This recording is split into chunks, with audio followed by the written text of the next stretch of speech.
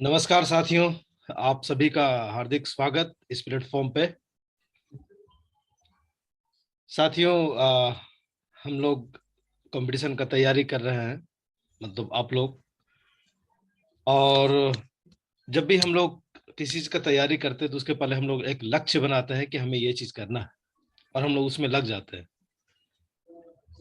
लेकिन तैयारी करने के क्रम में कुछ समस्याएं आती हैं, तो कभी कभी हम लोग सरेंडर कर देते हैं और कभी हार जाते हैं और हमें लगता है कि नहीं होगा। समस्याएं बहुत तरह की हो सकती है।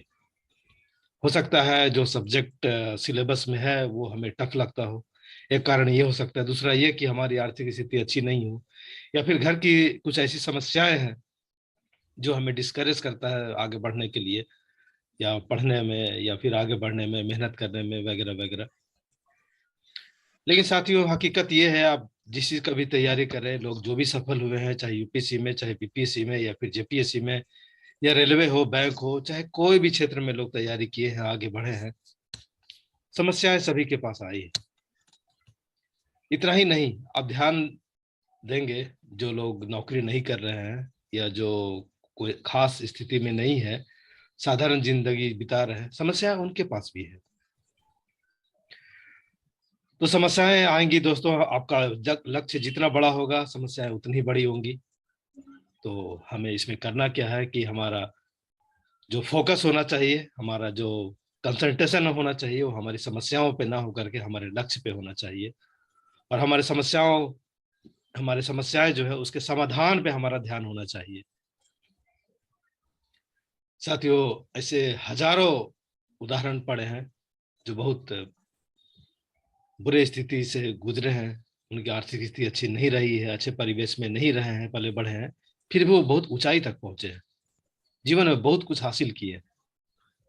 साथियों, डॉक्टर अब्दुल कलाम को हम लोग बढ़िया से जानते हैं। वो एक गरीब परिवार में जन्म लिए थे। उनके पिताजी एक नाविक थे। इनको बहुत संघर्ष करना पड़ा, अखबार बांटना पड़ा, अपने पिताजी को अपने उनके काम में इनको मदद करना पड़ता था, ट्यूशन भी पढ़ाया ये। उसके बाद देखिए कहाँ से कहाँ तक पहुंचे। तो इनके लक्ष्य का, इनका जो सफलता का जो रहस्य है, ये यही है कि हमेशा ये अपने समाधान पर फोकस किए, न कि अपनी समस्या पर। यही कारण है कि ये सफल हो पाए। और साथियों, इन्होंने एक संदेश दिया युवाओं को कि अगर आप जीवन में कुछ करना चाहते हैं, कुछ बनना चाहते हैं, आगे बढ़ना चाहते हैं, तो सबसे पहले आप एक अपना लक्ष्य निर्धारित कीजिए। लक्ष्य निर्धारित करने के बाद उसके लिए क्या जरूरतें हैं, उस पर आप ध्यान दीजिए, उसके बारे में आप जानकारी लीजिए, इसके लिए क्या करना है। उसके बाद उसमें जी जान से लग जाइए। कुछ इसके बारे में सोचना नहीं कि होगा कि नहीं होगा, एकदम लग जाना है पॉजिटिव सोच करके कि एकदम सफलता मिलना ही मिलना है। उदाहरण के तौर पर, अगर आप एसएससी का तैयारी कर रहे हैं, यूपीएससी का तैयारी कर रहे हैं, किसी भी सिविल सर्विस का तैयारी कर रहे हैं, या फिर बैंक का तैयारी कर रहे हैं, हो सकता है इसमें कोई सब्जेक्ट आपका बहुत अच्छा हो और कोई सब्जेक्ट आपका कमजोर हो, उसमें आपका कॉन्फिडेंस नहीं है। उदाहरण के तौर पे, अगर आप बैंक का तैयारी कर रहे हैं, हो सकता है आपका रीजनिंग बहुत अच्छा हो, लेकिन लग रहा है कि नहीं यार, मैथ थोड़ा कमजोर है, ये हमसे नहीं हो पाएगा। क्या हो सकता है मैथ आपका अच्छा हो, रीजनिंग भी अच्छा हो, लेकिन इंग्लिश कमजोर हो। तो डॉक्टर अब्दुल कलाम का बात हमें याद रखना चाहिए कि आपका जो कमजोर पक्ष है, उसमें जो जरूरतें हैं, जो लक्ष्य के लिए, उस पर फोकस करना है। तो साथियों, हम लोग कभी कभी ये गलती करते हैं कि जब हम तैयारी कर रहे होते हैं, तो जो हमें सब्जेक्ट अच्छा लगता है, हम लोग उसको बड़े चाव से पढ़ते हैं, बार बार उसी को पढ़ते हैं। और जो सब्जेक्ट हमारा कमजोर होता है या फिर इंटरेस्टिंग नहीं लगता है, लेकिन सिलेबस में वो इम्पोर्टेंट है, और उस पर हम लोग फोकस नहीं करते हैं, हम लोग टाल मटोल करते हैं कि ठीक है कल करेंगे, अगले महीना करेंगे। और जब एग्जाम में हम लोग जाते हैं, तो वो सब्जेक्ट हमारा चूंकि कमजोर रहा है, उसमें हम लोग पर्याप्त ध्यान नहीं दिए, तो इसके वजह से हम फेल हो जाते हैं। तो जो सब्जेक्ट आपका अच्छा है उसको तो और अच्छा करना ही है, ये आपके लिए बहुत प्लस पॉइंट होता है। अगर आपका मैथ अच्छा है तो आप कोशिश कीजिए कि मैथ में ज्यादा से ज्यादा नंबर आप स्कोर कर सके, या फिर अगर रीजनिंग अच्छा है तो रीजनिंग में भी आप अधिक से अधिक स्कोर कर सके, वो आपका एक प्लस पॉइंट होगा।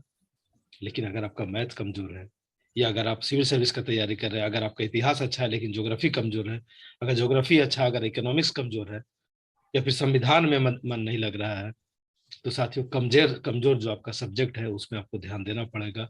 इसका कोई विकल्प नहीं है। हाँ, आपका जो अच्छा सब्जेक्ट है जिसमें आपका पकड़ है, उसको आप निश्चित रूप से मजबूत कीजिए। ये आपके लिए प्लस पॉइंट है, और ये आपको सफलता दिलाने में आपको बहुत मदद करेगा। तो साथियों, ऐसे बहुत सारे लोग हैं इस फॉर्मूला को अपनाए हैं, लोग सफल हुए हैं, उसमें मैं भी हूँ। हमारे एक मित्र है, रांची में हम लोग रह रहे थे, और एक बहुत ही टैलेंटेड आदमी है, बहुत सारे एग्जाम पास किए हैं। और साथियों, आपको बताते हुए मुझे हर्ष हो रहा है कि ये भी एक गरीब परिवार से है। इनके पिताजी खेती करते थे, अभी भी करते हैं, और उसके बाद भी संघर्ष करते रहे और कई एग्जाम में पास किए। सबसे पहले तो ये क्लर्क का एग्जाम दिए, एग्जाम बहुत सारे दे रहे थे, लेकिन क्लर्क में इनका हुआ, दिल्ली में ही पोस्टेड थे। उसके बाद फिर आगे ये लगे लगे रहे कंटिन्यू। उसके बाद बैंक पीओ ये ज्वाइन किए 2007 में, और अभी चीफ मैनेजर के पद पर मुंबई में पोस्टेड है।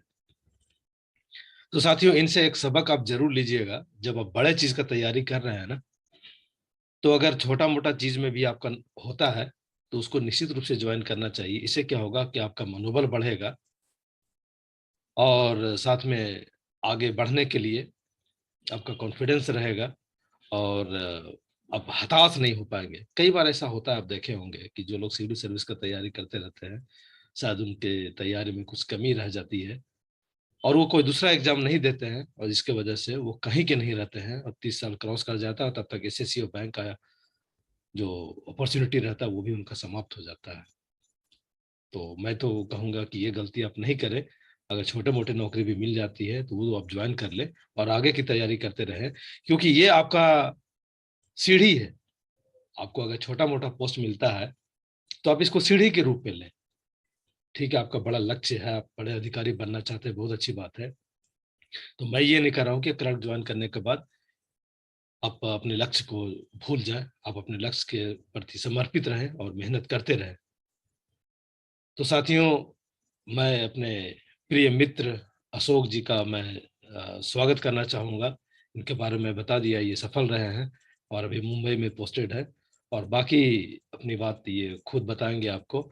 अशोक जी, आपका हार्दिक अभिनंदन। उसके पहले मैं एक चीज़ और, अशोक जी का मैं बहुत बहुत धन्यवाद करना चाहूँगा। जब मैं इनको इस प्रपोजल के बारे में बताया, मैं इनको बताया कि मैं इस तरह का प्रोग्राम स्टार्ट किया हूँ।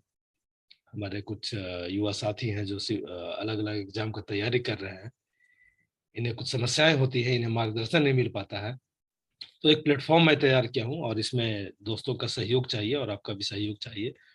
तो ये बेचारे फट से तैयार हो गए, बोले कि बहुत अच्छा, ये बहुत अच्छा काम है, लोगों को हम लोग 1 घंटा देने में कोई दिक्कत नहीं है सप्ताह में।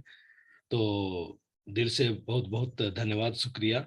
अशोक जी, आपका हार्दिक स्वागत। प्लीज आए आए और अपनी बात रखें और लोगों को थोड़ा गाइड करें। धन्यवाद दिलीप जी। दिलीप जी, जैसा कि रिस्पॉन्सेज जो आपके इसमें भी आ रहे हैं, मतलब सोशल मीडिया पे भी, आपके जो ये प्रयास है वो काफ़ी सराहनीय है। और इसमें मुझे बहुत ही हर्ष हुआ जब आपने प्रपोजल रखा, प्रस्ताव रखा कि आप विद्यार्थियों के बीच में जाएं और कुछ अपने जो भी एक्सपीरियंस है उसको साझा करें।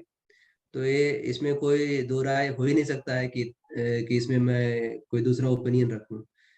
आपने बोला इतना अच्छा प्लेटफॉर्म, इतना अच्छा ये जिससे कुछ कुछ लोगों को लाभ हो, क्योंकि हम लोग तो मालूम ही है दिलीप जी, आपको भी हमें भी, कि जब हम लोग तैयारी कर रहे थे तो हमें कैसा महसूस हो रहा था।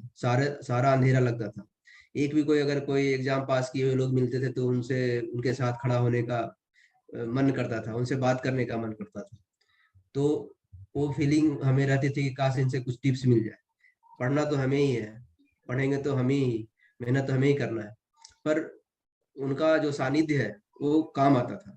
इस कारण से मुझे भी लगा अगर मेरे कुछ गाइडेंस से किन्हीं को लाभ होता है तो ये काफी अच्छा होगा। और दिलीप जी, ये प्रयास आपका बहुत ही सराहनीय है। और आप और हम जानते हैं कि हमारे बहुत सारे दोस्त हैं जो कि संघर्ष करके आगे बढ़े हैं, और उनका एक्सपीरियंस इस प्लेटफॉर्म के थ्रू अगर जो भी प्रतिभागी हैं जो तैयारी कर रहे हैं उनके पास जाएगा तो जरूर उनको लाभ मिलेगा। और मुझे नहीं लगता है कि आप अगर किसी को ये कहेंगे, आग्रह करेंगे इस पे, तो ना करेंगे, क्योंकि आपका भी जो रेपुटेशन हमारे दोस्तों के बीच में जो है वो तो वो जग जाहिर है, और उससे आप बोलेंगे तो ना नहीं करेंगे। इसलिए इसको कंटिन्यू करिए, जी जी इनसे इसे इसे अधिक से अधिक लोगों के बीच पहुंचाने का कोशिश कीजिए, क्योंकि लोग ये मेहनत जो आप कर रहे हैं वो आप ही कर सकते हैं। हम लोग आके बीच में आपका सहयोग दे सकते हैं, हाँ, पर मेहनत तो आप ही का रहेगा, क्योंकि आप ही को लोग आपको ही लोगों तक बातों को पहुंचाना जी होगा। जी आप अधिक से अधिक लोगों को जोड़ना पड़ेगा। हम लोग आपके साथ हमेशा रहेंगे, हम रहेंगे। हम ये भी आपको एक्सपीरियंस देते हैं कि जितने भी हमारे और भी साथी हैं उनको भी हम आग्रह करेंगे कि इस पे आके वो विद्यार्थियों को जो कुछ गाइड करें और अपना अपना एक्सपीरियंस साझा करें। ताकि दिलीप जी ने बताया कि अगर आपका ध्यान लक्ष्य पे रहेगा ना तो सारी मुश्किलें जो है आपको कोई ये नहीं करेगी, तकलीफ नहीं देगी, चाहे वो कितनी भी मुश्किलें हो। अगर आपका लक्ष्य, आपका ध्यान आपके लक्ष्य पे होगा, आपके सपनों पे होगा, तो सारी चीजें गौन हो जाती हैं। आपको ये नहीं ये नहीं महसूस होगा कि मेरे पास आज पैसे नहीं है, ये मेरे पास मैं किस परिवेश से आता हूँ। ये सब बातें उनको ज्यादा हिंच करेगी जो जिनका ध्यान सपनों पे ना हो के, लक्ष्य पे ना हो के, किसी और बातों पे। इसलिए अगर आपका ध्यान लक्ष्य पे है ना, तो आपके घर पे खाने के लिए भी नहीं है इसका कोई मतलब नहीं है, आपके जेब में पैसे हैं इसका कोई मतलब नहीं है। आपको खुशी उसी में होगी जब आपकी तैयारी आज पूरा दिन सही गया, आपका आप अच्छी तरह से पढ़ाई किए, आप अपने सपनों के एक कदम और करीब हो गए। ये ये चीजें आपको ज्यादा खुशी देगी, ना कि उस पे आपका ध्यान जाएगा कि आपके पास क्या है क्या नहीं है। इसलिए इसलिए जो दिलीप जी ने बताया कि आपका जो लक्ष्य होना चाहिए, आपका जो ध्यान होना चाहिए उस वो लक्ष्य पे होना चाहिए, वो ज्यादा इम्पोर्टेंट, क्योंकि सभी के साथ परिस्थितियां सब सब अलग अलग होती है। और किसी के पास बहुत बहुत ज्यादा संसाधन होते हैं पर उनके पास वो काबिलियत नहीं होती है, वो मेहनत नहीं करने की काबिलियत होती है। इस कारण से आप ऐसा मत समझिए कि वो बहुत ही आगे हैं, हम बहुत नीचे हैं। आपके लिए आपका डिटर्मिनेशन सबसे बड़ा संपत्ति है जो दूसरे के पास नहीं है, ऐसा सोचना चाहिए। मैं अपने बारे में बताना चाहूंगा, क्योंकि मेरा और दिलीप जी का साथ लगभग मान लीजिए कि मोटा मोटी 20 साल का है। बिल्कुल 20 साल से ऊपर। और उस दौर का साथ है जब हम दोनों संघर्षरत थे, पूरा संघर्ष किया करते थे। उस दौर का साथ है, उस दौर का साथ जानते ही है किस तरह का होता है। हम दोनों ने उस सपनों को जिया है। हमारे पास हमने उस अभाव को नहीं जिया, हमने उस सपनों को जिया है, जिसके कारण से आज हम लोग इस मुकाम पे पहुंचे हैं। अगर हम उस अभाव को देखते रह जाते तो हम उसी अभाव में रहते हैं, लेकिन हमने उस अभाव से निकला, अपने आप को निकाला, हमने सपनों की ओर ले गया अपने आप को, ना कि उस अभाव में घुसे रह गए। इसलिए अभाव अपनी जगह पे, सपने अपने जगह पे, और हम अपने जगह पे। हमको सपनों की तरफ जाना है, लक्ष्य की तरफ जाना है। इसलिए अपने आप को अभाव से निकालिए और सपनों की ओर लेके चलिए। बिल्कुल, बहुत बढ़िया बात बताया आप। और एक चीज जानिए कि अब मैं अपना ही थोड़ा सा उदाहरण देना चाहता हूँ कि मेरे पास अभाव था। मैं एक सिंपल सा, जैसा दिलीप जी ने बताया कि मैं एक छोटे किसान का बेटा हूँ जो खेती करते हैं। जब भी मैं रांची से गांव जाता था तो मैं लोगों को देखता था कि वो लोग कैसे काम करते हैं, दिन रात काम करते हैं, धूप में काम करते हैं, इवन बारिश में काम करते हैं। रात में जब हमारे गांव में जब मोटर से पानी पंप सेट से चलता था तो उतनी बिजली नहीं आती थी, तो रात में लाइन आती थी तो लोग रात को अपना नींद खराब करके दौड़ के जाते थे मोटर चालू करने के, ताकि वो सिंचाई कर सके। जब मैं इन लोगों को देखता था तो मुझे लगता था कि जब ये इतने विषम परिस्थितियों में, जब धूप और बरसात और रात और दिन को ख्याल किए बिना जब काम कर सकते हैं, मेहनत कर सकते हैं, तो हमें तो ये अपॉर्चुनिटी मिला है कि हम एक घर में एक रूम में बंद होके, पंखा और बिजली है हमारे पास, टेबल कुर्सी लगा हुआ है, तो वहां पे हम क्यों नहीं मेहनत कर सकते हैं। तो मेरी प्रेरणा वो अभाव थी, वो गरीबी था जिसको हमने देखा था। तो उसको आप ताकत बनाइए, ना कि उसको एक कमजोरी बनाइए। वो मेरी मैं अपने आप को, अगर मैं प्रेरणा स्रोत देखता हूँ तो मैं उनको देखता हूँ, क्योंकि जब भी मैं गांव से वापस आता था तो दुगने ऊर्जा के साथ काम करता था, दुगने ऊर्जा के साथ पढ़ाई करता था। क्योंकि मैं देखता था कि मैं जो हूँ यहाँ पे एक घर में बैठ के मुझे पढ़ाई करना है, ना कि उतना धूप और गर्मी और बिजली इसमें रात दिन में। इसीलिए जो भी अभाव है उसको ताकत बनाइए और आगे बढ़िए। अच्छा अशोक जी, आप चूंकि बहुत सारा बैंक का एग्जाम पास किए हैं, लिस्ट में मैं देख रहा था, तो आप ये बताइए, जो हमारे युवा साथी लोग जो बैंक का तैयारी कर रहे हैं, तो उसको किस तरह से किया जाए, स्टार्ट कैसे उन लोग करें कि ताकि आसान हो तैयारी करने में, और जल्द से जल्द इन लोगों को सफलता मिल सके, जो कि हमारा यही उद्देश्य है। हाँ दिलीप जी, मैं जरूर इस पे कुछ अपना जो भी एक्सपीरियंस है साझा करने की कोशिश करूंगा। देखिए, बैंक का तैयारी जो मेरे ख्याल से एकदम सरल है। सरल इस कारण से है क्योंकि इसका जो सिलेबस है वो एक लिमिट है। क्योंकि क्योंकि जब आप जीके का देखेंगे दायरा, तो जीके का दायरा बहुत बड़ा है, जिसमें सारे विषय समाहित, history, geography, civics, current affairs, और भी जितने तरह के विषय हैं, साइंस, सारे विषय जीके में समाहित रहते हैं। जब आप सिविल सर्विसेज चाहे कोई भी एसएससी इवन तैयारी करते हैं, रेलवे का भी तैयारी करते हैं, तो उसमें सारे विषय ये रहते हैं। पर इसमें आप देखिए, इसका सिलेबस इस तरह से रहता है क्योंकि एक विषय रहता है जो करंट अफेयर्स रहता है, दूसरा मैथ, रीजनिंग, इंग्लिश रहता है। मैथ, रीजनिंग, इंग्लिश का दायरा सीमित है। इसका दायरा जो भी करंट अफेयर्स है उसका भी दायरा एक सीमित है। 1-2 साल का अगर करंट अफेयर्स का पे आपकी पकड़ है तो आपका ए भी ए हो गया। हम्म। तो इस ये जो है, इसमें सबसे ज्यादा जो इम्पोर्टेंट है वो है कि आपका स्पीड, बिल्कुल। कोई भी चीज को सोल्व करने में जो आप कितने स्पीडली उसको सोल्व करते हैं वो ज्यादा इम्पोर्टेंट है। तो हम्म। इसमें जो मेरे ख्याल से जो मेरा एक्सपीरियंस रहा है, इसमें सबसे ज्यादा इम्पोर्टेंट, अगर 100% तैयारी आप तैयारी को अगर 100% लेते हैं तो 70% जो है वो डिपेंडेंट है इसमें सिलेक्शन जो भी, वो है आपका प्रैक्टिस पे। जी। इसमें देखिए, जो मैं अब एक एक करके बताऊंगा किस तरह से करना चाहिए, इसका स्टार्टिंग कैसे करना चाहिए। सबसे पहले, जो भी बेसिक बुक हो, मैथ, अगर आप मैथ का तैयारी कर रहे हैं तो जो भी हम्म। बेसिक हो, चाहे आर एस अग्रवाल हो चाहे जो भी हो, एक बेसिक बुक से जो भी अरिथमेटिक जो होता है, लाभ हानि प्रतिशत बट्टा समय काम दूरी, ये सब जो होते हैं, उसको एक बार सिर्फ उसका कंसेप्ट समझ लीजिए। अगर कोई आर एस अग्रवाल का बुक है, जितना जल्दी उस बुक को खत्म कर लीजिए, 2-3-4 महीने में, और उसके बाद उसको जितना भी उसमें जो आपको फोकस करना है वो प्रैक्टिस सेट पे कीजिए। क्योंकि इसमें इसमें जो आपका मैथ बना देना बहादुरी नहीं है, मैथ को कितना जल्दी बनाना है, रीजनिंग को कितना जल्दी बनाना है, ये बहादुरी। तो ये कभी नहीं सोचना है कि हमें इसमें मास्टरी करना है, पूरा मैथ को हमें समझना है, ऐसा करना है, कुछ नहीं।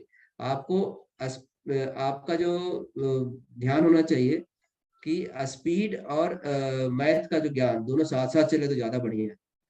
हल्का सा एक कोई बेसिक बुक लगे, एक बार समझ लीजिए सारी चीज को, उसके बाद प्रैक्टिस सेट पे जितना जल्दी माइग्रेट हो जाइए, जितना जल्दी उस पर आ जाइए, और प्रैक्टिस सेट बनाना स्टार्ट कीजिए।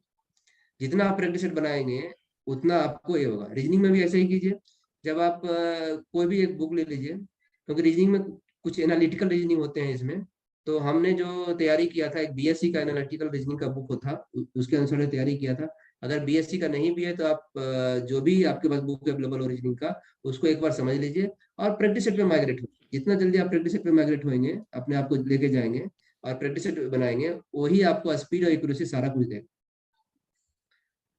तो मैथ रीजनिंग हो गया, और जो करंट अफेयर्स के जो इसमें प्रश्न होते हैं वो मेनली इकोनॉमी से रिलेटेड ज्यादा होते हैं। और इकोनॉमी के साथ साथ जो भी नियुक्तियां, ये सब पुरस्कार और बाकी जो नॉर्मल करंट अफेयर्स होते हैं वो होते हैं। तो इसके लिए आप एक कोई ढंग का मैगजीन लेके उस पे उसको मतलब एक तरह से उससे तैयारी स्टार्ट कीजिए।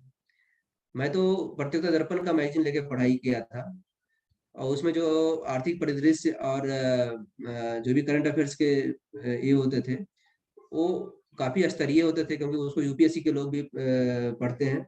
इसलिए उसमें जो दिया हुआ रहता था वो काफी अच्छा था। इस कारण से हमने उसको लेकर तैयारी किया। आप भी कोई जो भी अच्छे मैगजीन होते हैं उसको लेके आप करंट अफेयर्स का तैयारी कर सकते हैं। लेकिन जितना जल्दी हो आपको प्रैक्टिस सेट बनाना पड़ेगा। प्रैक्टिस सेट से ही आपका स्पीड भी बढ़ेगा, कॉन्फिडेंस भी बढ़ेगा, और आप एग्जाम, हर दिन आप एग्जाम के माहौल से गुजरेंगे, वो आपको बहुत ज्यादा कंफर्ट देगा एग्जाम देने में। इसलिए जितना जल्दी हो आप प्रैक्टिस सेट पे माइग्रेट होइए और प्रैक्टिस सेट बनाइए।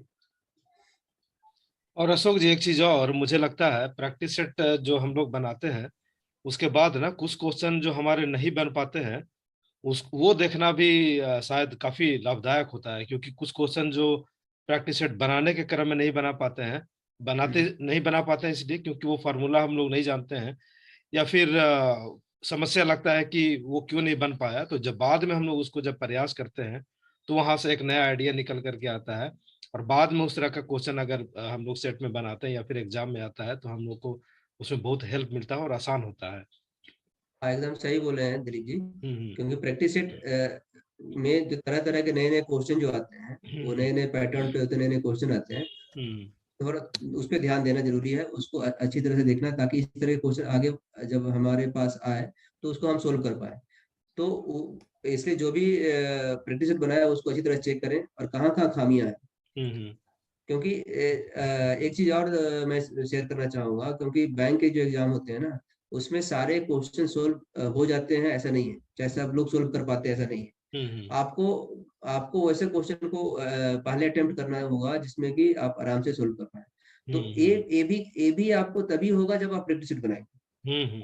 आपको इतना जजमेंट करने का पावर नहीं रहेगा कि आप कौन सा कर पाएंगे, कौन सा नहीं कर पाएंगे। ये सब हम्म। ये प्रैक्टिस का ही देने, प्रैक्टिस हम्म। बनाएंगे तो आप तुरंत एक एक नजर में क्वेश्चन को देख के जज कर जाएंगे कि इसको हम्म। हमको ऐसा बनाना है, इसको हमको नहीं बनाना है, अगले हम्म। आगे पे जाए।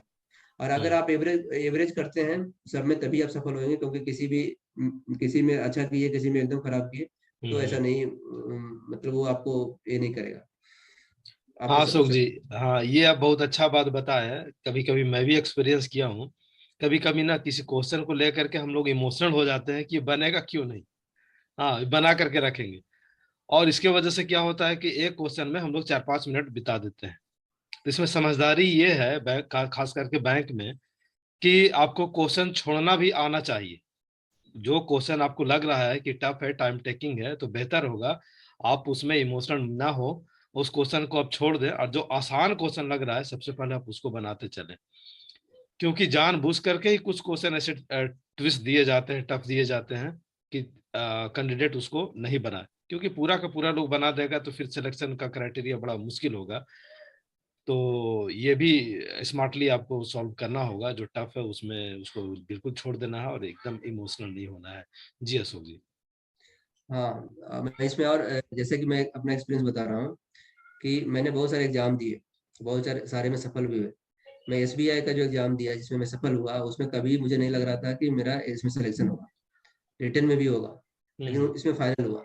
हम्म। एग्जाम इतने टफ थे कि मैं सोच भी नहीं सकता था कि इसमें मेरा सिलेक्शन होगा। पर क्योंकि मैंने एवरेज किया, मैंने क्वेश्चन को स्किप स्किप किया, और अधिक से अधिक मार्क्स वाले जो इजीली हो सकते थे सॉल्व, उस पर मैंने ध्यान दिया, तो हो गया। ऐसा नहीं है कि आप पूरा क्वेश्चन बनाएंगे तभी आपका सिलेक्शन होगा, लेकिन जब आप सब में एवरेज करेंगे तो आपका सिलेक्शन की संभावना बहुत ज्यादा रहे। हम्म। इसलिए क्वेश्चन देके घबराना नहीं है, उसी में सोचना है कि किस तरह से हम इसमें अच्छा कर पाए, हम कम से कम एवरेज कर पाए। बिल्कुल। और आप जब प्रैक्टिस सेट बनाएंगे तो आपको क्या होता है दिलीप जी, मेरा एक्सपीरियंस ऐसा रहा है कि प्रैक्टिस से जब आप बनाएंगे तो आपको शुरू में बहुत ज्यादा कैलकुलेशन करना पड़ेगा। हर एक हम्म चीज में मैथ बना रहे हैं तो आपको बहुत ज्यादा कैलकुलेशन करना पड़ेगा, हम्म और उससे क्या होगा, आपका टाइम जाएगा, हम्म तो आपका जो नंबर ऑफ क्वेश्चन जो सोल्व होता है वो कम होगा। हम्म लेकिन जब आप धीरे धीरे देखेंगे, धीरे धीरे उसमें आपका कैलकुलेशन में कमी आते जाएगा हम्म। और आपका स्पीड बढ़ते जाएगा। बहुत अच्छा बात बता रहे हैं। और और क्या होगा उसमें, एक चीज और मैंने देखा कि क्योंकि आप एक ही तरह के क्वेश्चन बहुत बार बना रहे हैं तो आपको हम्म क्वेश्चन को समझने में बहुत जल्दी आएगा। हम्म क्या होता है कि जनरली जब स्पीड कम होने का मैंने कारण देखा था कि हम एक क्वेश्चन को 2 बार 3 बार पढ़ने के बाद समझते हैं, उसके बाद हम्म अटेम्प्ट, उसके बाद उसको सॉल्व करने का प्रयास करते हैं। हम्म इस कारण से क्या होता है, हमारा टाइम चला जाता है। हम्म तो जब मैंने लास्ट में क्या किया कि मैं सोचा कि नहीं, जितना भी टाइम लगे मैं एक बार में क्वेश्चन को समझूं, हम्म दोबारा रिपीट नहीं करूंगा क्वेश्चन। हम्म भले ही मैं उस क्वेश्चन को धीरे धीरे पढूं या कुछ करूं, तो हम्म धीरे धीरे पढ़ने के बाद मैं क्वेश्चन को अच्छी तरह समझ के एक बार में समझने की कोशिश किया। तो उससे क्या हुआ कि मैं दोबारा तिबारा जो क्वेश्चन पढ़ के समझता था, वो क्या होता है कि खासकर एग्जाम के समय में ऐसा होता है कि जब हम क्वेश्चन को अटेम्प्ट करते हैं ना तो इतने नर्वस होते हैं कि एक बार नहीं पढ़ते हैं, 2 बार पढ़ना पड़ता है, 3 बार पढ़ना पड़ता है, तब हमें क्वेश्चन समझ में आता है। तो इससे हमें टाइम बहुत जाता है। तो आप एक बार में क्वेश्चन पढ़ के समझने का प्रयास कीजिए, ये प्रैक्टिस कीजिए, तो आपका स्पीड अपने आप बढ़ेगा। बिल्कुल। और रीजनिंग रीजनिंग का कुछ तरीका बताया जाए। जैसे एक तो दो तरह का रीजनिंग होता है, एक वर्बल होता है, एक नॉन वर्बल होता है।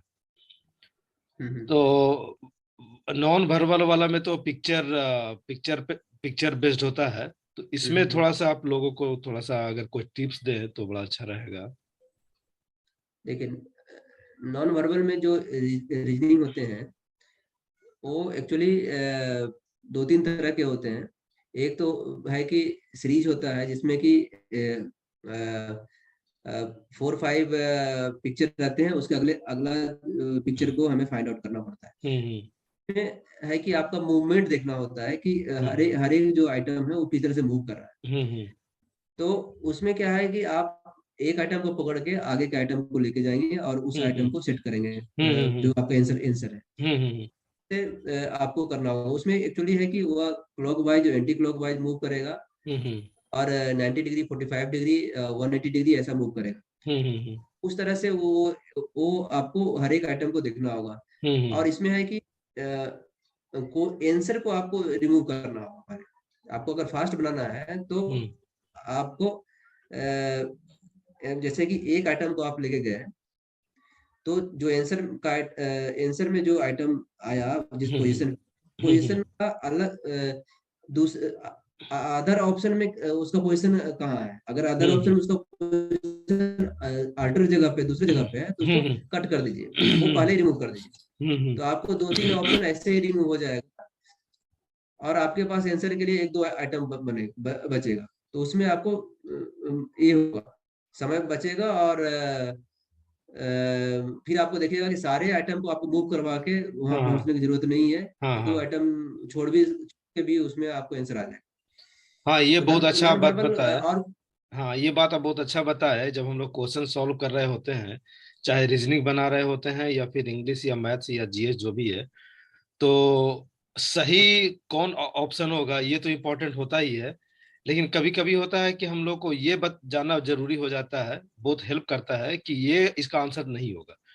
तो खास करके रीजनिंग में ये बहुत ज्यादा मदद करता है कि हाँ, ये सीरीज चल रहा है, इस ये पैटर्न इस तरह से आगे बढ़ रहा है, तो इसका इसका आंसर ये नहीं होना चाहिए।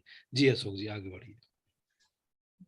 तो और ये सब जो है प्रैक्टिस करेंगे ना तो अपने आप ये आपको बहुत हम्म सारे आइडिया आते रहेंगे। हम्म। जब नया क्वेश्चन भी आएगा तो आप उसको सोल्व कर पाएंगे। सारा कुछ प्रैक्टिस पे डिपेंड है।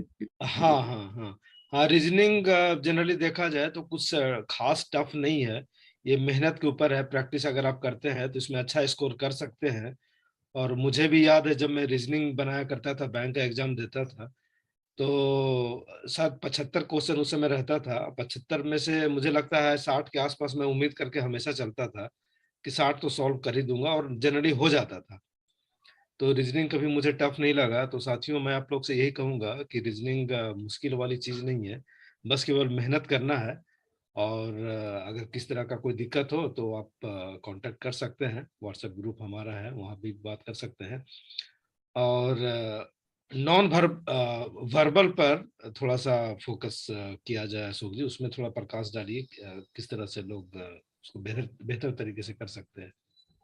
देखिए वर्बल में जो आपका बहुत सारे क्वेश्चन जो होते हैं दिलीप जी, जैसे रिलेशन पे होते हैं, सीटिंग अरेंजमेंट पे होते हैं, या इनपुट आउटपुट पे होते हैं, या सैलोजिज्म जो होते हैं, कुछ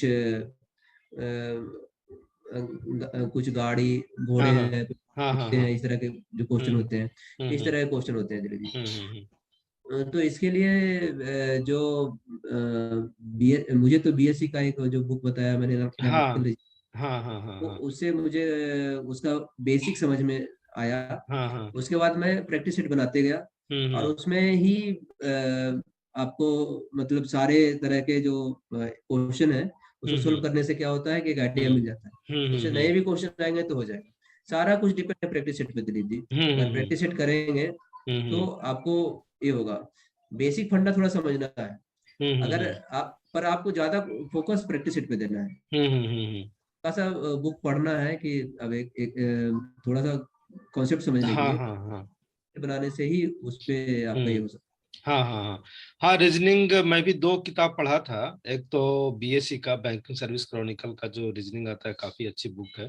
और आर एस अग्रवाल भी मैं देखा हूँ, दोनों बुक अच्छी है। तो जरूरी नहीं कि आप लोग दोनों पढ़ें, दोनों में से कोई भी एक बुक ले लें, पर्याप्त होगा। और अशोक जी, मैथ के बारे में तो आपको बताया ही है कि मैथ किस तरह से करना है। कोई भी आप एक बेसिक किताब उठा ले, चाहे आर एस अग्रवाल का हो या फिर एम टायरा का आता है बीएससी का, तो दोनों में से कोई भी उठा लें, वो आपका कॉन्सेप्ट क्लियर करेगा। और एक चीज हमेशा आप ध्यान रखेंगे, एम टायरा में कुछ शॉर्टकट फार्मूला दिया हुआ है, उस गलतफहमी में बिल्कुल ना रहें। फार्मूला याद नहीं होगा, और याद होगा भी तो कुछ समय के लिए रहेगा, और एग्जाम में आप भूल जाएंगे। और खास करके आजकल जो क्वेश्चन पूछे जाते हैं, वो फार्मूला काम नहीं करेगा। तो आप हमेशा कॉन्सेप्ट पर ध्यान दें, वो शॉर्टकट फार्मूला जो दिया है वो बिल्कुल याद ना करें। हाँ, एक दो क्वेश्चन कुछ ऐसे हैं, जैसे परसेंटेज वाला है, किसी भी प्रोडक्ट का 20% फर्स्ट में प्राइस कम कर दिया गया, फिर बढ़ा दिया गया, तो ओवरऑल कितना उसका लॉस हुआ या गेन हुआ। तो इस तरह का कुछ कुछ इजी फार्मूला है, वो आप याद कर सकते हैं। दो चार पांच मुश्किल से होगा, तो बिल्कुल शॉर्टकट फार्मूला में आप मत जाइएगा और प्रैक्टिस कीजिए। और अशोक जी, इंग्लिश के बारे में थोड़ा सा, क्योंकि हमारे इधर नॉर्थ इंडिया के और सेंट्रल इंडिया के लोग का, खास करके बिहार, यूपी और झारखंड के लोगों का अंग्रेजी बड़ा कमजोर होता है। लेकिन आप इतने सारे एग्जाम में पास किए हैं, तो आपका अच्छा अनुभव रहा है। आप कुछ इसमें आप लोगों को टिप्स दें कि अंग्रेजी में लोग कैसे क्वालिफाई कर पाए। है। हाँ दिलीप जी, दिलीप जी जैसा कि हम लोग अपने ही एक्सपीरियंस से शेयर कर देंगे यहाँ पे, क्योंकि जब हम लोग तैयारी करने के लिए रांची आए थे तो हम लोग का इंग्लिश भी काफी पुअर था। बिल्कुल। हम लोग जैसा कि आपने शुरुआत के अपने वक्तव्य में बोला, कि जो भी कठिन लगे उसको छोड़ना नहीं है, उ, उस पे ध्यान देना है, हाँ हाँ तो उसको सोल्व करना है उस हाँ इशू को। हाँ हाँ हाँ हाँ। हम लोग को सबसे कठिन जो था, जो हम्म इंग्लिश था, तो हम्म हमने सोल्व करने के लिए एक फार्मूला अपनाया हम्म कि हम लोग जिस कैंपस में रह रहे थे उस कैंपस को हिंदी में बात नहीं करेगा। हम्म। और अगर कोई हिंदी में बात करता है, गलती से भी एक लाइन अगर बोलता है हिंदी में, तो उसको पनिशमेंट देना होगा, उसको फाइन भरना पड़ेगा। हाँ हाँ हाँ हाँ इस तरह से अपने आप को हमने विषम परिस्थिति में डाला हाँ हाँ कि हाँ। नहीं, आपको इंग्लिश को अपनाना है, हिंदी को छोड़ना है। हम्म इसके लिए हम्म तो देखिए, इंग्लिश की जो तैयारी है हम्म उसमें दो तीन चीजें साथ में करनी है। हम्म। जो पहला चीज है कि आपको इंग्लिश बोलना। हम्म। न्यूज़पेपर पढ़ना भी काफी हेल्पफुल लोगों का होता है, उससे हाँ, तो इंग्लिश देखिए उसमें क्या होता है ना कि हम्म आप एक एक करके नहीं कर सकते, हम्म आपको दो तीन चीज लगातार साथ में एक करनी है। एक साथ करना होगा, बिल्कुल। हाँ कि और इसमें टाइम लगता है, क्योंकि हाँ एक हाँ आप भाषा सीख रहे हैं। हाँ इंग्लिश हाँ कोई ये सब्जेक्ट तो है ही, साथ में एक भाषा है। हाँ हाँ हाँ भाषा हाँ को सीखने के लिए भाषा की तरह उसको अपनाना हाँ पड़ेगा, हाँ ताकि हाँ। उसको एक सब्जेक्ट की तरह से सीखे। अगर कोई हिंदी हिंदी सिर्फ पढ़ के सीख ले, ऐसा कभी हो नहीं सकता। हिंदी को सीखना है तो उसको बोलना, उसके उसमें इन्वॉल्व होना पड़ेगा, उसमें घुसना बिल्कुल पड़ेगा। बिल्कुल उसके बिल्कुल। लिए आपको बोलना, हम्म। वर्ड पावर मौजूद करना, हम्म और इंग्लिश ग्रामर ग्रामर पढ़ना, हम्म तीनों को एक हम्म, साथ करना पड़ेगा। हाँ हाँ हाँ तो तीनों में एक करके दूसरा छोड़ के आप इग्नोर करके आगे नहीं बढ़ सकते। हाँ हाँ हाँ। और अगर आप बोलेंगे नहीं तो आपको राइटिंग स्किल नहीं बढ़ेगा। अगर हम्म आपको वर्ड पावर नहीं बढ़ाएंगे तब भी राइटिंग स्किल नहीं बढ़ेगा, बोलने में नहीं आएगा। अगर आप शुद्ध शुद्ध लिखना चाहते हैं तो आपको ग्रामर भी पढ़ना पड़ेगा। बिल्कुल तो बिल्कुल। तीनों चीज को एक साथ में करना पड़ेगा। कोई ग्रामर पढ़ लेगा पूरी तरह से हम्म और समझ लेगा कि हम इंग्लिश लिख लेंगे और बोल लेंगे, हम्म तो कभी नहीं होगा। क्योंकि हम्म। ग्रामर भी पढ़ना है। अब हिंदी व्याकरण पढ़ के कोई हिंदी में ज्ञाता नहीं बन सकता है, उसी तरह बिल्कुल से बिल्कुल। इंग्लिश ग्रामर पढ़ के इंग्लिश में ज्ञाता नहीं बन सकता है। हाँ हाँ हाँ। आजकल के मैंने बहुत सारे, अब तो अलग अलग परिवेश में रहा हूँ। मुझे मौका मिला है नौकरी में जाने के बाद, मैं साउथ इंडिया में भी रहा, अभी मुंबई में रह रहा हूँ, चेन्नई में रहा, दिल्ली में भी रहा। तो जो इंग्लिश इंग्लिश में लोग सीखते हैं, जो इंग्लिश में जो अच्छा बोलते बतियाते हैं, चाहे जो भी करते हैं, वो इंग्लिश ग्रामर को ज्यादा प्रायोरिटी नहीं देते। बिल्कुल। वो इंग्लिश वोकेबुलरी जो वर्ड पावर है उस पे और दूसरे आइटम पे देते हैं। हम्म। ग्रामर उनका उतना स्ट्रांग नहीं रहता है फिर भी, लेकिन वो अच्छा करते हैं। हिंदी बिल्कुल व्याकरण में व्याकरण अगर स्ट्रांग नहीं रहेगा तब भी आप हिंदी अच्छे से समझ लेंगे और हिंदी का सोल्व कर लेंगे। बिल्कुल लेकिन बिल्कुल। अगर आप हिंदी ग्रामर बहुत अच्छा है, हिंदी हम्म व्याकरण, तो आप हम्म। चाहेंगे तो तभी नहीं बन पाएगा। उसी तरह से इंग्लिश है। बिल्कुल बिल्कुल। हम लोग क्या करते थे पहले, मिस्टेक करते थे जो भी, कि हम्म। पूरा फोकस इस पे रहता था ग्रामर पे। हम्म। ग्रामर है इम्पोर्टेंट, हम्म ग्रामर के साथ दूसरे भी इम्पोर्टेंट है, जिसमें हम्म कि बोलना जरूरी है। हम्म बोलने से लिखने के लिए आएगा, हम्म और जितना अधिक से अधिक पढ़ेंगे उससे हम्म वोकेबुलरी मजबूत होगा, उससे आपका वर्ड पावर मजबूत होगा। हम्म।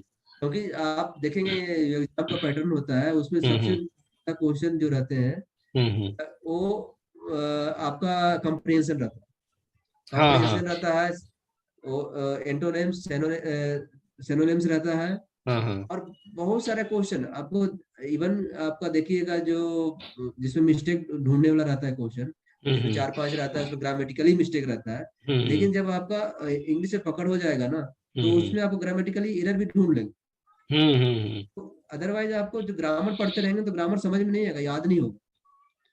अगर आप बोलेंगे, अगर आप पढ़ेंगे, हम्म। तो ग्रामर का भी उसमें कंसेप्ट, उसमें आप यूटिलाइजेशन होगा, ग्रामर भी जल्दी याद हम्म। होगा। तीनों चीज को साथ में करना चाहिए। हाँ। और ये बैंक के लिए या फिर इवन एसएससी के लिए एक इंग्लिश के लिए, इंग्लिश ग्रामर के लिए एक बुक आती थी अशोक जी, मेरे ख्याल से आप भी शायद उसको पढ़े हैं। और जहां तक मुझे याद है उस राइटर का नाम शायद अशोक कुमार ही था। लेकिन प्रकाशन हाँ, याद आया ना? किरण प्रकाशन का था शायद। हाँ, दो, उसका मैं दो प्रकाशन में देखा। एक बार स्टार्टिंग में तो किरण प्रकाशन निकाला था, फिर बाद में कोई दूसरा प्रकाशन था, स्टूडेंट्स फ्रेंड्स या इस तरह का कुछ दूसरा हो। तो मैं स्टूडेंट लोग से को रिकमेंड करूंगा कि वो बुक बहुत समरी में दिया हुआ है। क्योंकि आपको एग्जाम सिर्फ पास करना है, ग्रामर का विद्वान नहीं बनना है। तो उस बुक को आप पढ़ सकते हैं, बड़ा शॉर्टकट में दिया हुआ है और एग्जाम के व्यू से दिया गया है, और वो कॉन्सेप्ट आपका बड़ा अच्छा क्लियर कर देगा।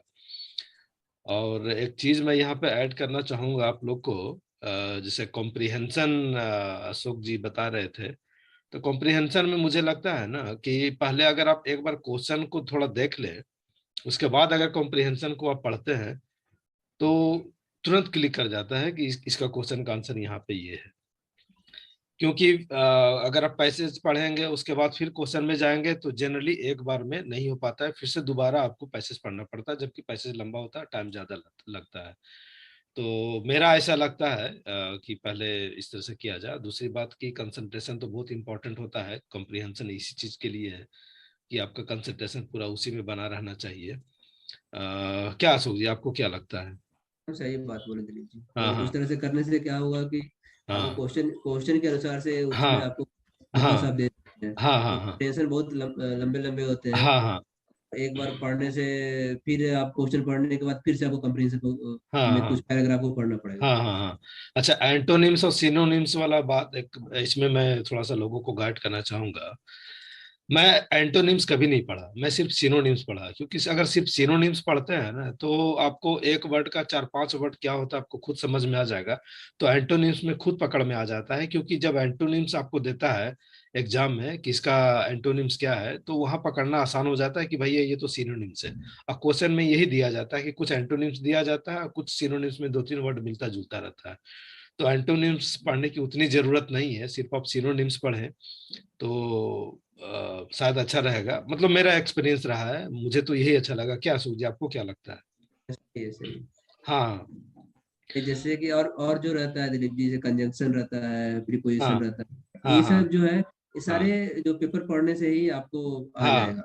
हाँ क्योंकि हाँ। उस आप जैसे ही आप fill in the blanks type का रहता है, तो fill in hmm. The blanks जैसे ही आप सेंटेंस पढ़ेंगे तो हाँ आपको हाँ समझ में आ जाएगा कि इसमें ऑन होगा, ऑफ होगा, हाँ या अपॉन होगा कि क्या होगा। हाँ ये हाँ सब आप अगर रेगुलर पेपर पढ़ते हैं, हाँ हाँ तो आपको ये सब के लिए सोचना नहीं पड़ेगा। हाँ हाँ ये सब को सीधे ग्रामर से हम लोग लेके जाते थे, हाँ वो थोड़ा हाँ गलत था। कि हाँ ग्रामर हाँ। पढ़ेंगे और उसमें प्रीपोजिशन पढ़ लेंगे तो समझ में बिल्कुल आए। बिल्कुल बिल्कुल बिल्कुल सारा कुछ बिल्कुल। ग्रामर पे नहीं डाला जाना चाहिए। हाँ और रेगुलर जो इसमें बिल्कुल, और ग्रामर अपने आप में बहुत विशाल है। तो आपको चूंकि इंग्लिश में एक्सपर्ट नहीं होना है, आपको सिर्फ एग्जाम के पॉइंट ऑफ व्यू से ग्रामर पढ़ना है। तो अशोक जी बहुत अच्छा बता रहे हैं कि उसमें ज्यादा लेंदी में आप मत जाइए, पूरा विस्तार से उसको देखने की जरूरत नहीं है। जो आपका काम का चीज है सिर्फ उसी को देखना है। और इंग्लिश में एक चीज और मैं ऐड करना चाहूंगा, जब भी अगर आप कोई डिक्शनरी रखें तो इंग्लिश टू इंग्लिश डिक्शनरी जो आता है ऑक्सफोर्ड का, हमेशा उसको पढ़ें। इंग्लिश टू हिंदी नहीं पढ़ें। इससे क्या होगा ना, इंग्लिश टू हिंदी, उसका आप इंग्लिश टू हिंदी का अर्थ जान रहे हैं, लेकिन कुछ वर्ड ऐसे हैं जिसका सुटेबल हिंदी मीनिंग उसका नहीं देता है। तो चूंकि आपको इंग्लिश मजबूत करना है तो हमेशा इंग्लिश टू इंग्लिश वाला डिक्शनरी पढ़ें, ऑक्सफोर्ड का डिक्शनरी पढ़ें। तो वो आपको ज्यादा हेल्प करेगा, इंग्लिश आपका मजबूत करने में काफी मदद करेगा। और एक चीज मैं इसमें और ऐड करना चाहूंगा दिलीप जी। हाँ हाँ जैसे कि न्यूज से दिमाग में आया कि एक एक न्यूज इंग्लिश में भी सुना कीजिए। हाँ हाँ हाँ हाँ, ये बहुत अच्छी बात बताया। इससे आपको मतलब आपको आपको वो इन्वायरमेंट में लेके जाएगा। जैसे हाँ प्रोनाउंसिएशन, हाँ और भी जो आपको पढ़ने से लाभ है, वो लाभ तो मिलेगा ही है, बिल्कुल साथ में बिल्कुल। प्रोनाउंसिएशन का भी ये होगा। हाँ और हाँ बहुत सारे जो वर्ड मीनिंग आपको ऐसे ही याद हो जाएंगे, सही ऐसे बोले ही हो। उसमें। हाँ, वहाँ दो तीन चीज आपका होगा, एक तो न्यूज आपको मिल जा रहा है, स्पीकिंग आपका थोड़ा सा बेहतर होगा, प्रोनाउंसिएशन अच्छा होगा, वर्ड पावर आपका अच्छा होगा। आप ये बात बहुत अच्छी बात बताएं कि इंग्लिश का न्यूज आप जरूर सुने, खास लीजिए करके। कि इंटरव्यू भी आपको देना है, और हम्म। इंटरव्यू में भी आपको भले ही आप हिंदी में इंटरव्यू दें, लेकिन हो हम्म सकता है कि आपको उसमें इंग्लिश में बोलने के लिए बोला हम्म जाए। हम्म। तरह से आपको उसका भी तैयारी साथ साथ करना पड़ेगा, क्योंकि हाँ हाँ एकाएक तैयारी किसी चीज का नहीं हो सकता। हाँ हाँ। तो अच्छा कंटिन्यू। अच्छा अशोक जी, थोड़ा सा इंटरव्यू के बारे में लोगों को बता दिया जाए, ज्यादा नहीं, दो चार मिनट, पांच मिनट।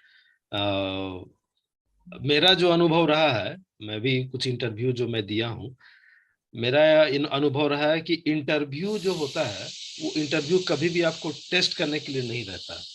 आपका जानकारी वो टेस्ट नहीं करता है। इंटरव्यू में इंटरव्यूअर का, मेंबर्स का सिर्फ ये मकसद रहता है कि आपसे बात करे, आप बात करने के क्रम में आपके पर्सनैलिटी को समझ पाए, आपका बिहेवियर कैसा है, आपका स्वभाव कैसा है, आपका सोच कैसा है, आपका एटीट्यूड कैसा है। तो चूंकि इसके लिए कुछ ना कुछ बात करना होगा, तो बात क्या करेगा, तो कोई टॉपिक होगा। तो टॉपिक आपके बायोडाटा से ही निकाला जाता है कि भैया आप कहाँ पे जन्म लिए हैं, आपका एजुकेशन एजुकेशन बैकग्राउंड क्या रहा है, आपका हॉबी क्या रहा है। बेसिकली इन्हीं बातों पे डिस्कस की जाती है। तो मेरे साथ भी ऐसे ही हुआ। तो मेरा हॉबी था, तो मेरा हॉबी से पूछा जाता था। मेरा सब्जेक्ट जो ग्रेजुएशन में रहा या इंटर में रहा, उससे क्वेश्चन पूछा गया। मेरे स्टेट से पूछा गया। तो बेसिकली यही सब क्वेश्चन रहता है। और मेरा अनुभव है कि इंटरव्यू में कभी भी आप झूठ ना बोले, क्योंकि वहां एक साइकेट्रिस्ट भी रहता है बैठा हुआ, वो तुरंत आपको पकड़ लेता है कि आप झूठ बोल रहे हैं। और ये आपका इंप्रेशन बहुत गंदा होगा, क्योंकि सिर्फ बात झूठ की नहीं है, वो ये गलत मैसेज आता है कि आप उन लोगों को बेवकूफ बनाने का कोशिश कर रहे हैं। तो झूठ नहीं बोले। और मैं आपको बता रहा हूँ, जितने भी इंटरव्यूअर्स इंटरव्यू अभी तक दिए हैं, मैं आपको बता रहा हूँ, वो 60-70% का ही आंसर दे पाते हैं मैक्सिमम। और 20-30% का आंसर लोग नहीं दे पाते हैं, तो उसमें सिंपली आप बोल दीजिए कि सॉरी सर, इसकी मुझे जानकारी नहीं। तो कभी कभी काउंटर क्वेश्चन भी किया जाता है कि यार ये तो तुम्हारा सब्जेक्ट है, तुम क्यों नहीं, क्योंकि मेरे साथ ऐसा हुआ है। तो मैं सीधा बोल देता हूँ सर, चूंकि बहुत पुराना, बहुत काफी समय हो गया ग्रेजुएशन हुए, और ये मेरा सब्सिडियरी पेपर था। जैसे इकोनॉमिक्स मेरा कमजोर रहा है और अभी भी थोड़ा सा मुझे टफ लगता है, तो इंटरव्यू में लगातार 3 क्वेश्चन मुझसे दागा गया इकोनॉमिक्स से। मैं सॉरी सर बोलता गया। बोला अरे यार, ग्रेजुएशन में तुम्हारा रहा है और तुम एक भी जवाब नहीं दिए। तो मेरा मोरल तो थोड़ा डाउन हुआ, लेकिन चूंकि कूल था, मैं इसके पहले बहुत सारे इंटरव्यू दे चुका था, मैं बोला सर बहुत पहले पढ़ा था, इसलिए ध्यान में नहीं है। उसके बाद फिर मेरा जो सब्जेक्ट था उसमें आया, इतिहास में और साइंस में।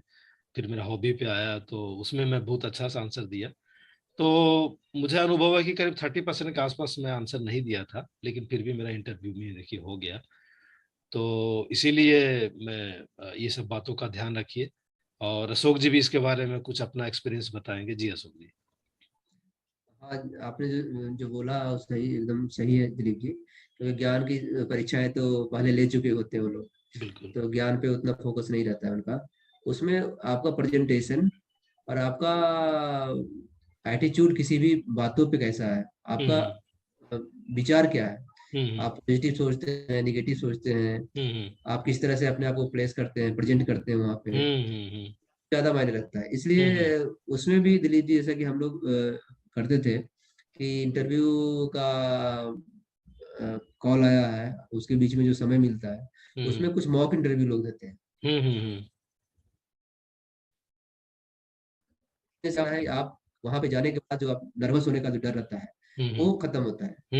और हम्म बहुत सारा जैसे किसी को एड्रेस करने के पहले उसको आप जो गुड मॉर्निंग, गुड आफ्टरनून जो बोलते हैं, हम्म किस तरह से कुर्सी पे बैठते हैं, किस तरह से आप आते हैं, किस तरह से वहां पे हम्म पहुंचते हैं, ये हम्म सब आप आराम से कर सकते हैं। और ये सब भी उसका एक पार्ट है इंटरव्यू का। बिल्कुल बिल्कुल बिल्कुल। इंटरव्यू में अगर आप धड़ाम से घुसे हैं, कुर्सी पटक के बैठे हैं, आप हम्म किसी को नमस्कार करना भूल गए हैं, हम्म। ऐसा होता है क्योंकि नर्वस लोग रहते हैं वहाँ बिल्कुल।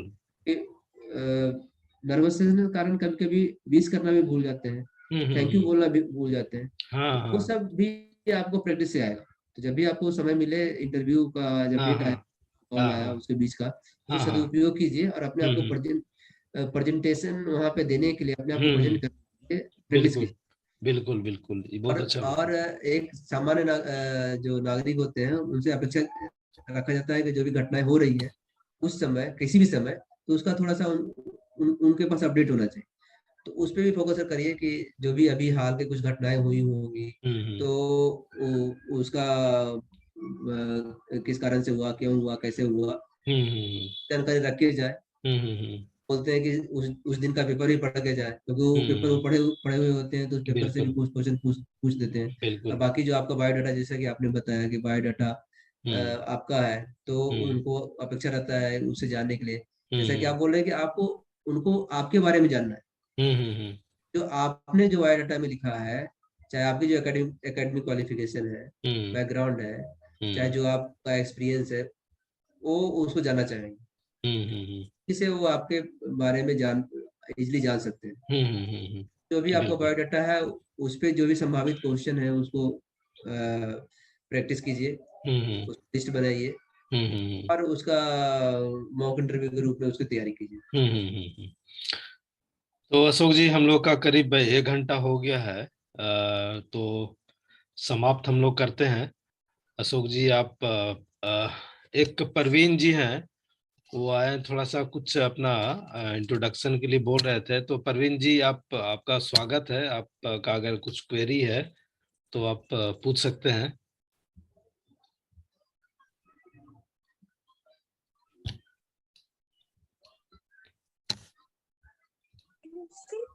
सर। हाँ अ, परवीन जी, बताइए। जी मैं सर, सभी को नमस्कार। मैं प्रवीण कुमार रवि से जी और मैं लातेहार झारखंड से हूँ। जी। इससे मैं पेशे से गवर्नमेंट टीचर हूँ सर। अच्छा अच्छा, और बहुत अच्छा बढ़िया। लगा इस ग्रुप में ज्वाइन करके, जी वो बहुत अच्छा लगा सर। और जो हम जैसे ज्वाइन किया तो अच्छा लगा कि हम सब मोटिवेट, जो एज कम्पिटिटिव जो हमारे युवाओं को जरूरत है, हम सभी को जरूरत है और इससे मिलेगा। जी। और अच्छा लगा सर मुझे। अच्छा, और इंट्रोडक्शन के लिए आप बोल रहे थे ना, आप अपना ये इंट्रोडक्शन एक्चुअली मैं या हम फर्स्ट लोग बार के। था सर।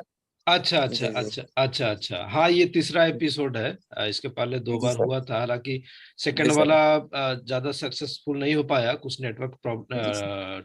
टेक्निकल कुछ प्रॉब्लम था तो हम पोस्टपोन कर दिए थे। जी सर। तो ये अशोक जी जो है वो चीफ मैनेजर हैं एसबीआई में, और मैं क्लास जी वन सर। ऑफिसर हूँ गवर्नमेंट ऑफ इंडिया में, मिनिस्ट्री ऑफ कल्चर में। तो जी मुझे सर। लगा कि हमारे जो छोटे शहर के लोग हैं जिनको साधन नहीं मिल पा रहा है, बड़े शहर में बड़े जी सिटी में जी जाकर कोचिंग नहीं कर पाते हैं, इन लोगों को थोड़ा जी गाइड किया जाए। इसी मंशा जी को ध्यान में रखते हुए ये प्लेटफॉर्म में तैयार किया हूँ। और आप लोग अधिक से अधिक इसका लाभ उठाने का कोशिश करें और अपने मित्र लोगों को भी बताएं कि इस तरह का प्लेटफॉर्म जी है सर। और बिल्कुल फ्री है, तो इसका लाभ उठाइए। और इसमें लास्ट में हम लोग 10 मिनट के लिए डिस्कस भी किया करेंगे, क्योंकि आज आदमी ज्यादा नहीं है। जी सर, हम लोग नहीं है अभी। हाँ हाँ हाँ, तो नेक्स्ट टाइम से हमेशा रहेगा 10 से 15 मिनट, 20 मिनट जैसा रहे, लास्ट में डिस्कशन का सेशन रहेगा। तो परवीन जी, आपका बहुत बहुत धन्यवाद और आपके उज्जवल भविष्य की कामना करता हूँ। आप सफल हों, स्वस्थ रहें, खुश रहें। और अशोक जी, नमस्कार। आपका भी बहुत बहुत धन्यवाद, आप अपना बहुमूल्य समय दिए। प्रवीण जी को मैं बोल रहा हूँ कि मैं आपके लोहरदगा में एक समाहरणालय शाखा है, उसका शाखा प्रबंधक था अभी कुछ दिन पहले, जी सर। 2017-18 में जी जी सर। पोस्टिंग वहाँ पे थी। आपके जस्ट जिला के बगल में लोहरदगा एक जिला है ना, जी जी सर। जी पे एक कलेक्ट्रेट ब्रांच है, वहाँ का शाखा प्रबंधक था। तो मुझे वहाँ पे भी बहुत सारे स्कूल थे जिसपे भी जा जा के मैं लोगों को मोटिवेट करने का कोशिश करता था। बहुत अच्छा हाई सर। वहीं पे चौक के पास में। तो अच्छा है। जी सर। ऐसे सर कहाँ से रहने वाले हैं सर? झारखंड से हैं सर। अब तो झारखंड के हैं, पहले बिहार के थे, अब तो झारखंड रांची में ही सारा कुछ मेरा हो गया। रांची में सेटल हो गया है।